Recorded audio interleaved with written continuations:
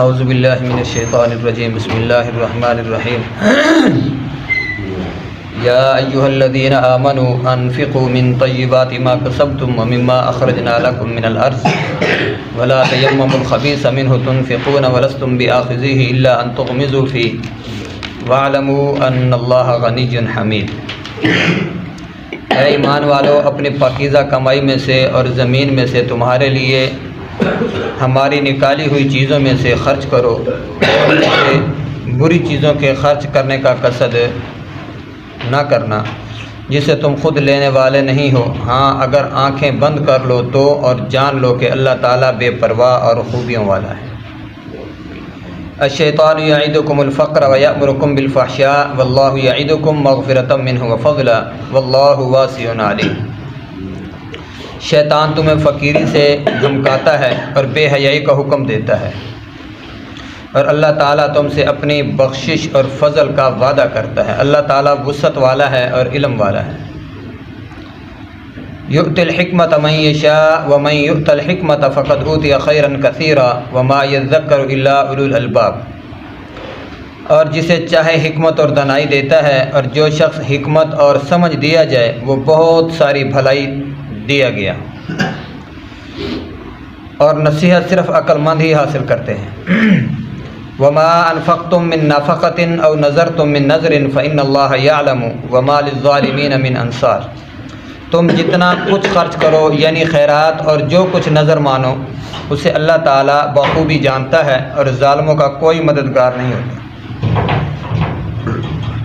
ان تبدوا الصدقات فنعما هي وان تخفوها وتؤتوها الفقراء فهو خير لكم ويكفر عنكم من سيئاتكم والله بما تعملون خبير۔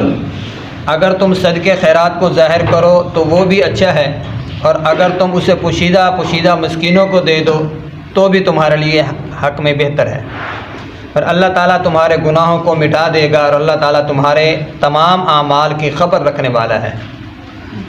یہاں پر اس آیت کے اندر اللہ تعالیٰ نے یہ بیان کیا ہے کہ اگر تم صدقہ خیرات ظاہر کرو تو اچھا ہے۔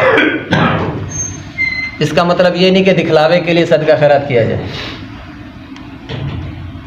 اس کا مقصد یہ ہے کہ جو انسان مالدار ہے وہ خرچ نہیں کرتا تو اس کے سامنے صدقہ خیرات کیا جائے، اس کو دکھلا کر کیا جائے۔ ہو سکتا ہے اس کے دل کے اندر غریبوں مسکینوں کے لیے جگہ بن جائے، وہ بھی تمہیں دیکھ کر صدقہ خیرات کرے، اور اس بات پہ کہ دیکھو یہ مجھ سے کم مالدار ہے، یہ اللہ کے راستے میں دے رہا، میں کیوں نہیں دے رہا۔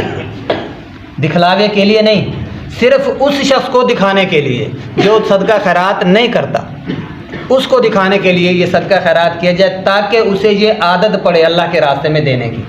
اس لیے اللہ تعالیٰ قرآن میں فرماتے ہیں اگر تم صدقے خیرات کو ظاہر کرو تو وہ بھی اچھا ہے، اور اگر تم اسے پوشیدہ مسکینوں کو دے دو تو یہ بھی تمہارے حق میں بہتر ہے۔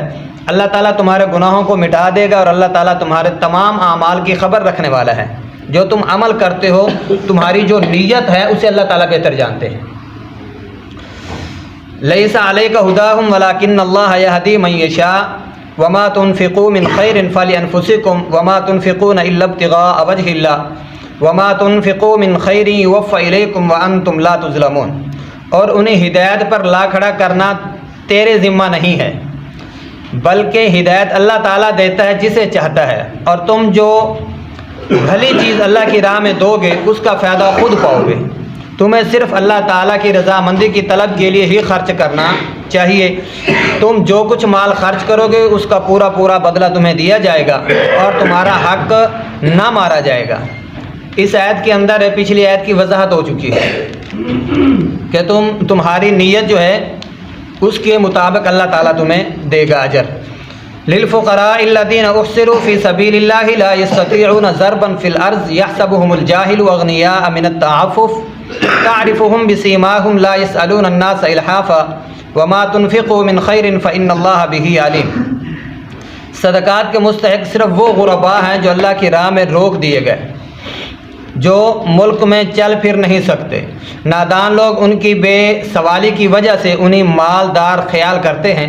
آپ ان کے چہرے دیکھ کر قیافہ سے انہیں پہچان لیں گے، وہ لوگوں سے چمٹ کر سوال نہیں کرتے۔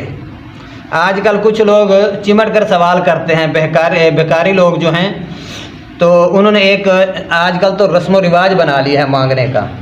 اللہ تعالیٰ فرماتے ہیں تم خود دیکھو، تمہیں نظر آ جائے گا، انسان چہرے سے پتہ چل جائے گا کہ یہ واقعی مستحق ہے۔ سفید پوش ہوتے ہیں لیکن شرم محسوس کرتے ہیں مانگنے کے لیے۔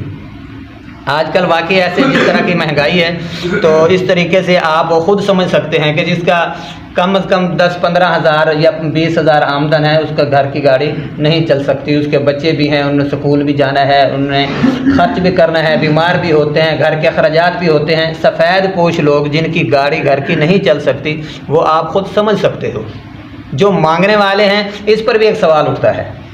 ایک تو نبی صلی اللہ علیہ وسلم کا فرمان ہے جو اللہ کا نام لے کر مانگے اسے خالی نہ لوٹاؤ۔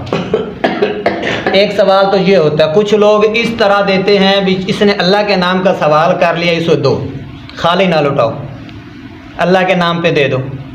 اور دوسرا سوال یہ ہوتا ہے کہ ان کی عادت بن چکی ہے مانگنا۔ بہت سارے لوگ ایسے ہیں جو مانگنے کی عادت بنا رہے ہیں، اور آپ نے شاید یہ تزکیہ کیا ہوگا، دیکھا ہوگا کہ کچھ مانگنے والے بھی مالدار ہوتے ہیں، ان کو اگر روکا جائے تو وہ کہتے ہیں بس یہ عادت بن گئی، اب کیا کریں۔ جس طریقے سے یہ نشائی لوگ، پوڑی پینے والے، یہ ان کو کہو نا بھی روک دو تو کہتے ہیں بس عادت بن گئی، اب چھوٹتی نہیں۔ تو اس طریقے سے دیکھ کر مال دو، جو اللہ کے نام کا سوال کرتا ہے خالی نہیں لٹانا چاہیے۔ نبی صلی اللہ علیہ وسلم کا فرمان ٹھیک ہے لیکن دیکھ کر دو کہ یہ اللہ کے نام پہ مانگ رہے، یہ مستحق بھی ہے یا نہیں ہے، اس کو دیکھ کر دینا چاہیے۔ بہتر تو یہ ہے کہ آپ کسی غریب غربا کو، جس طرح یہ پچھلی آیت میں آیا ہے، مسکینوں کو خفیہ طور پہ ہی دے دو، تو یہ سب سے بہتر ہے، کسی کو پتہ بھی نہ چلے، صدقہ خیرات بھی ہو جائے اپنا۔ تو اس لیے دیکھ کر انسان کو سمجھ کر کے واقعی یہ مستحق ہے یا نہیں ہے، دیکھ کر دینا چاہیے، ایسے نہیں۔ صدقات کے مستحق صرف غرباء ہیں جو اللہ کی راہ میں روک دیے گئے ہیں، جو ملک میں چل پھر نہیں سکتے۔ نادان لوگ ان کی بے سوالی کی وجہ سے انہیں مالدار خیال کرتے ہیں، آپ ان کے چہرے دیکھ کر قیافہ سے انہیں پہچان لیں گے۔ اور وہ لوگ چمٹ کر سوال بھی نہیں کرتے۔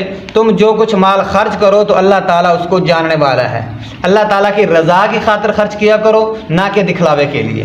تو اس لیے اللہ تعالیٰ فرماتے ہیں جو تم خرچ کرتے ہو میں جانتا ہوں۔ کیا جانتے ہیں اللہ تعالیٰ؟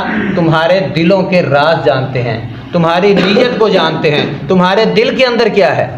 اللہ کے راستے میں خرچ کرتے ہو، تمہارا ارادہ کیا ہے؟ دکھلاوا ارادہ ہے تو پھر کوئی فائدہ نہیں اللہ کے راستے میں دینے کا۔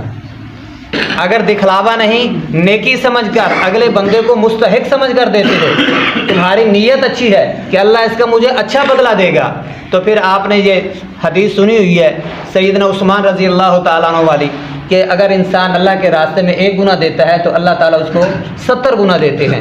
تو دعا ہے کہ اللہ تعالیٰ ہمیں صحیح معنوں میں قرآن پر اور نبی علیہ الصلوۃ والسلام کے فرمان پر عمل کرنے کی اللہ ہمیں توفیق عطا فرمائے۔